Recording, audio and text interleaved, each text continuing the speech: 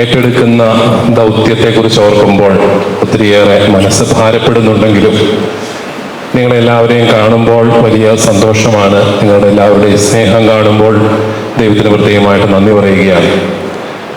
ഈ ചങ്ങനാശ്ശേരി ഇടവകയെക്കുറിച്ച് എനിക്കെന്നും അഭിമാനമുണ്ട്. നമ്മുടെ അതിരൂപതയെക്കുറിച്ച് അഭിമാനമുണ്ട്. പ്രത്യേകമായിട്ട് അഭിമന്യ പാടിയത്ത് പിതാവ് പറഞ്ഞതുപോലെ പിതാക്കന്മാരോടൊപ്പം നിൽക്കുക മാത്രമല്ല, പിതാക്കന്മാരെ സംരക്ഷിക്കേണ്ട ആവശ്യം വരുമ്പോൾ ഒരു പരിച പോലെ സംരക്ഷിച്ച ചരിത്രവും നമ്മുടെ ഈ പട്ടണത്തിനുണ്ട്. അതുകൊണ്ട് തന്നെ ഒരു വലിയ ഒരു സുരക്ഷിതത്വത്തിലാണ് ഞങ്ങളെല്ലാവരും ഇവിടെ ആയിരിക്കുക. പിതാക്കന്മാരോട് നിങ്ങൾ കാട്ടുന്ന സ്നേഹത്തിന് പ്രത്യേകമായിട്ട് നന്ദി പറയുന്നു.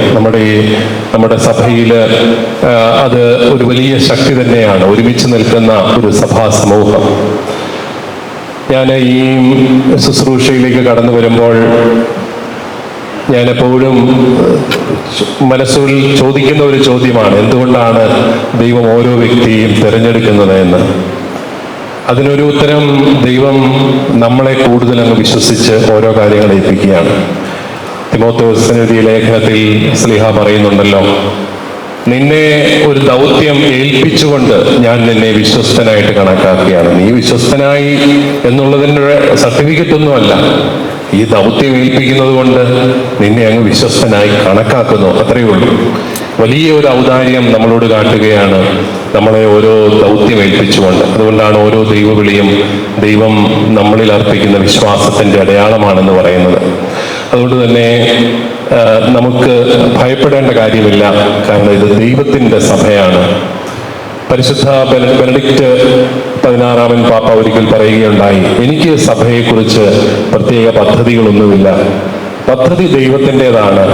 നമ്മുടെ ജോലി ആ ദൈവിക പദ്ധതി എന്താണെന്ന് വിവേചിച്ചറിയുക മാത്രമാണ്. സ്വന്തമായി പദ്ധതികളൊന്നും നടപ്പാക്കാനുള്ള വ്യക്തികളല്ല മേലധ്യക്ഷന്മാര്, മറിച്ച് ദൈവത്തിന്റെ പദ്ധതി എന്താണ് ഓരോ കാലഘട്ടത്തിലും സഭയെ സംബന്ധിച്ചെന്നുള്ളത് വിവേചിച്ചറിഞ്ഞ് അത് നടപ്പിലാക്കാൻ ശ്രമിക്കുക എന്നുള്ളത് മാത്രമാണ് ദൗത്യം. ആ രീതിയിൽ നമുക്ക് എന്തെല്ലാം പ്രതിസന്ധികളുണ്ടെങ്കിലും നമ്മൾ ഭയപ്പെടേണ്ടതില്ല. അലറി വിളിക്കുന്ന കടലിന്റെ നടുവിലാണെങ്കിലും തോണിയിൽ കർത്താവുണ്ടോ എന്ന് നോക്കിയാൽ മാത്രം മതി. കർത്താവ് ഉണ്ടെങ്കിൽ പിന്നെ നമുക്ക് ഏത് കാറ്റിനെയും കോളിനെയും നേരിടാനായിട്ട് സാധിക്കും. ഈ നമ്മുടെ അതിരൂപത വലിയൊരു ചരിത്രമുള്ള അതിരൂപത. അഭിമന്യ ചാൾസ് ലെവീഞ്ഞ് പിതാവ് തുടക്കം കുറിച്ചു, അഭിമന്യ മാക്കീൽ പിതാവ്, അതിനെ തുടർന്ന് കുരിയാളശ്ശേരി പിതാവിലൂടെ ഇതൊരു രൂപതയായി ഉയർത്തപ്പെട്ടു. അഭിമന്യ കാളാശ്ശേരി പിതാവ്, അഭിമന്യ കാവുകാട്ട് പിതാവിന്റെ കാലത്ത് ഇത് അതിരൂപതയായി. അഭിമന്യ പടിയറ പിതാവിന്റെ വലിയ ശുശ്രൂഷ നമുക്ക് 15 വർഷം ലഭിച്ചു. അഭിമന്യ പൗത്തിൽ പിതാവിന്റെ സാന്നിധ്യം നമുക്കുണ്ടായി. അഭിമന്യ പെരുന്തോട്ടം പിതാവിന്റെ വലിയ ശക്തമായ നേതൃത്വം ഈ കഴിഞ്ഞ 17 വർഷങ്ങളിൽ നമുക്കുണ്ടായി. അതുകൊണ്ട് തന്നെ നമുക്ക് നമ്മുടെ അതിരൂപതയെക്കുറിച്ച് അഭിമാനിക്കാം. നമ്മുടെ അതിരൂപത ഒത്തിരി നല്ല അതിരൂപതയാണ്. ഈ പൊതുസമൂഹത്തിന് മുഴുവൻ വലിയ സംഭാവനകൾ നൽകിയ ഒരു സഭാ സമൂഹമാണ് നമ്മൾ. ചാൾസ് ലെവീഞ്ഞ് പിതാവ് കോട്ടയത്ത് നിന്ന് ചങ്ങനാശ്ശേരിക്ക് ആസ്ഥാനം മാറ്റുമ്പോൾ അതിനൊരു കാരണമായിട്ട് അദ്ദേഹം കണ്ടത് ഈ ദേവാലയമാണ്. അന്ന് തന്നെ നമ്മുടെ കാർന്നവന്മാര് ഈ ദേവാലയം പണിതിരുന്നു. അതോടൊപ്പം ഈ ചങ്ങനാശ്ശേരി പ്രദേശത്തുണ്ടായിരുന്ന 10,000-ഓളം കത്തോലിക്ക കുടുംബങ്ങൾ അദ്ദേഹത്തിന് വലിയ ഒരു ശക്തിയായിട്ട് തോന്നി. ആ ഒരു പാരമ്പര്യത്തിലാണ് നമ്മളെല്ലാവരും മുന്നോട്ട് പോവുക. നമ്മുടെ നല്ല വൈദികര് എന്നും സഭയോട് കൂറുള്ള വൈദികരായി അവർ രൂപീകരിക്കപ്പെട്ടു. അഭിമന്യ പിതാക്കന്മാരെല്ലാം നമ്മുടെ വൈദിക ഗണത്തെ അങ്ങനെ രൂപപ്പെടുത്തി. അതുപോലെ നമുക്ക് നല്ല സ്വഭാവബോധമുള്ള വിശ്വാസി ഗണമുണ്ട്, അവരെയും രൂപപ്പെടുത്തി. അതുകൊണ്ട് തന്നെ എൻ്റെ ഈ ശുശ്രൂഷ ദുർഘടമാവില്ല എന്ന് തന്നെ ഞാൻ വിശ്വസിക്കുകയാണ്. അഭിമന്യ പെരുന്തോട്ട പിതാവിന് പ്രത്യേകമായിട്ട് നന്ദി പറയുന്നു. അഭിമന്യ പിതാവ് ഈ കഴിഞ്ഞ 17 വർഷങ്ങൾ നമ്മുടെ അതിരൂപതയ്ക്ക് വളരെ ശക്തമായ നേതൃത്വം നൽകി, ശക്തമായ നിലപാടുകളിലൂടെ. ഇന്ന് സീറോ മലബാർ സിനഡ് അദ്ദേഹത്തിന് നന്ദി പറഞ്ഞുകൊണ്ട് സംയുക്ത ഇടയലേഖനത്തിൽ ഒരു വാക്ക് പറയുന്നുണ്ട്, കുലീനമായ ശാന്തത അഭിമന്യ പിതാവിനുണ്ടായിരുന്നു. എനിക്ക് തോന്നുന്നു ഈ കാലഘട്ടത്തിലൊക്കെ നമ്മുടെ സഭ ഒത്തിരിയേറെ പ്രശ്നങ്ങളിലൂടെയും പ്രതിസന്ധികളിലൂടെയും കടന്നുപോയപ്പോൾ അഭിമന്യ പിതാവിൻ്റെ കുലീനമായ ആ ശാന്തതയും ഉറച്ച നിലപാടുകളുമാണ് നമ്മുടെ സഭയെ ഉലയാതെ കാത്ത് കൊണ്ടുപോയത് എന്നുള്ളത് നമുക്ക് നന്ദിയോടുകൂടി ഓർക്കാം. പിതാവിനോടൊപ്പം 7.5 വർഷം ഞാൻ സഹായമെത്രാനായിട്ട് ശുശ്രൂഷ ചെയ്തു. ആ കാലഘട്ടത്തിനെല്ലാം പിതാവിനോട് ഞാൻ പ്രത്യേകമായിട്ട് നന്ദി പറയുന്ന പിതാവിൻ്റെ അഭിഷേകത്തിലൂടെയാണ് ഞാൻ മെത്രാൻ ശുശ്രൂഷയിലേക്ക് വന്നത്. അദ്ദേഹം എൻ്റെ ഗുരുനാഥനാണ്. അഭിമന്യ പിതാവ് തുടർന്നും അരമനയിൽ തന്നെ താമസിച്ചുകൊണ്ട് ഞങ്ങളോടൊപ്പം ഉണ്ടാവും എന്ന് പ്രത്യേകമായിട്ട് ഞാനും പ്രതീക്ഷിക്കുകയാണ്.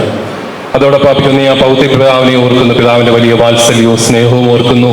അഭിമന്യ ജോർജ് കൊച്ചേരി പിതാവ് നമുക്കെന്നും വലിയൊരു പിന്തുണയാണ്. പിതാവ് ഒരുപക്ഷെ മാതൃരൂപതയെ എത്രമാത്രം സ്നേഹിക്കുന്ന ഒരു മെത്രാൻ, പ്രത്യേകിച്ച് വത്തിക്കാൻ്റെ ഡിപ്ലോമാറ്റിക് സർവീസിലൊക്കെ ജോലി ചെയ്ത് തിരിച്ചു വന്ന് മാതൃരൂപതയ്ക്ക് വേണ്ടി തൻ്റെ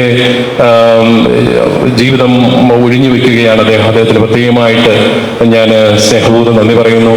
നമ്മുടെ കർദിനാൾ ജോർജ് ആലഞ്ചേരി പിതാവിനെ നന്ദിയോടുകൂടി ഓർക്കുന്നു.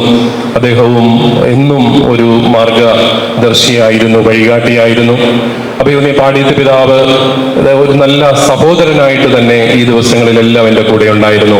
പിതാവിനോടൊപ്പം ചങ്ങനാശ്ശേരി അതിരൂപതയിൽ അഭിമന്യ പിതാവ് സെന്റ് ജെറൂസ് ആയിരുന്നു. ഞങ്ങളെല്ലാം ഒരുമിച്ചുണ്ടായിരുന്നു. ആ ഒരു വലിയ സ്നേഹം എന്നും പിതാവ് കാത്തു സൂക്ഷിക്കുന്നു. ഈ ദിവസങ്ങളിലെല്ലാം ശക്തിപ്പെടുത്തിക്കൊണ്ട് പിതാവ് കൂടെ ഉണ്ടായിരുന്നത് ഞാൻ ഓർക്കുകയാണ്. അഭിമന്യ തുരുത്തിമറ്റം പിതാവ് നിങ്ങൾ കേട്ട് കാണും. പിതാവ് ഗോരഖ്പൂർ രൂപതയുടെ അധ്യക്ഷനായിരുന്നു ഈ അടുത്ത നാൾ വരെ. ഗോരഖ്പൂർ എന്ന് പറഞ്ഞാൽ ഉത്തർപ്രദേശ് മുഖ്യമന്ത്രി ആദിത്യ യോഗിയുടെ മണ്ഡലമാണ് ഗോരഖ്പൂര്. അവിടെയാണ് അദ്ദേഹത്തിന്റെ ആസ്ഥാനം. ഞാൻ അവിടെ പോയി പിതാവിന്റെ അച്ഛന്മാരെ മുഴുവൻ ഒരാഴ്ച ധ്യാനിപ്പിച്ചു. അതൊരു വലിയ മിഷൻ അനുഭവമായിരുന്നു. അവിടെ നമ്മുടെ വൈദികരും നമ്മുടെ സിസ്റ്റേഴ്സും ഒക്കെ ചെയ്യുന്ന ശുശ്രൂഷകൾ അത് വളരെയേറെ മഹത്തരമാണ്. അതോടൊപ്പം സാഗർ രൂപതാധ്യക്ഷനാണ് നമ്മുടെ തന്നെ പ്രിയപ്പെട്ട അത്തികളം പിതാവ്. അവരെല്ലാം നമ്മൾ നന്ദിയോടുകൂടി ഓർക്കുകയാണ്. ഈ അവസരത്തിൽ ഇത്രയും മനോഹരമായിട്ട് നിങ്ങൾ ഈ ഒരു സ്വീകരണം സംഘടിപ്പിച്ചതിന് നന്ദി പറയുന്നു. ഈ കത്തീഡ്രൽ ഇടവകയുടെ വികാരിയച്ഛൻ ബഹുമാനപ്പെട്ട ജോസ് കൊച്ചുപറമ്പിലച്ഛനോടും അതുപോലെ വികാരി ജനറാളച്ഛന്മാരോടും എല്ലാവരോടും നിങ്ങളുടെ എല്ലാവരോടുമുള്ള നന്ദി ഹൃദയപൂർവ്വം ഞാൻ പ്രകടിപ്പിക്കുകയാണ്. നിങ്ങൾ സ്വീകരിക്കാൻ കൂടെ വന്നാൽ മാത്രം പോരാ, ഇനി തുടങ്ങുന്നതേ ഉള്ളൂ. ഇനിയുള്ള നാളുകളിൽ എല്ലാവരും സ്നേഹത്തോടു കൂടി കൂടെ നിൽക്കണം എന്ന് പ്രത്യേകമായിട്ട് ഞാൻ അഭ്യർത്ഥിക്കുന്നു. അതോടൊപ്പം നമ്മളെല്ലാവരും കുർബാനയിൽ മെത്രാന്മാർക്ക് വേണ്ടിയിട്ട്, പിതാക്കന്മാർക്ക് വേണ്ടി പ്രാർത്ഥിക്കുന്നുണ്ട്. ആ പ്രാർത്ഥന ഹൃദയപൂർവ്വമായൊരു പ്രാർത്ഥനയാണ്. കാരണം ഇത്രയും വലിയ ഒരു ജനസമൂഹത്തെ നയിക്കാൻ, ആത്മീയമായിട്ട് നയിക്കാൻ, ഒരുപക്ഷെ ഭൗതികമായിട്ട് നയിക്കാൻ കുറച്ചുകൂടി എളുപ്പമായിരിക്കാം. ആത്മീയ മേഖലയിൽ നയിക്കുക അത് പ്രതിസന്ധികളും അല്ലെങ്കിൽ വെല്ലുവിളികൾ നിറഞ്ഞ ഒന്നാണ്. അതുകൊണ്ട് തന്നെയാണ് വിശ്വാസികളും മുഴുവനും മെത്രാന്മാർക്ക് വേണ്ടി പ്രാർത്ഥിക്കുക. നിങ്ങളെല്ലാവരും തുടർന്നും പ്രാർത്ഥിക്കണം. നിങ്ങൾക്ക് വേണ്ടി ഞാനും തീർച്ചയായിട്ടും കൂടുതൽ പ്രാർത്ഥിക്കും എന്ന് ഉറപ്പ് നൽകുന്നു. എല്ലാവരുടെയും നിങ്ങളുടെ എല്ലാവരുടെയും വലിയ നന്മയ്ക്ക്, വലിയ ഔദാര്യത്തിന് നന്ദി പറഞ്ഞുകൊണ്ട് നിങ്ങളെല്ലാവരെയും ദൈവം സമൃദ്ധമായി അനുഗ്രഹിക്കട്ടെ എന്ന് പ്രാർത്ഥിച്ചുകൊണ്ട് എൻ്റെ വാക്കുകൾ ഞാൻ ഉപസംഹരിക്കും.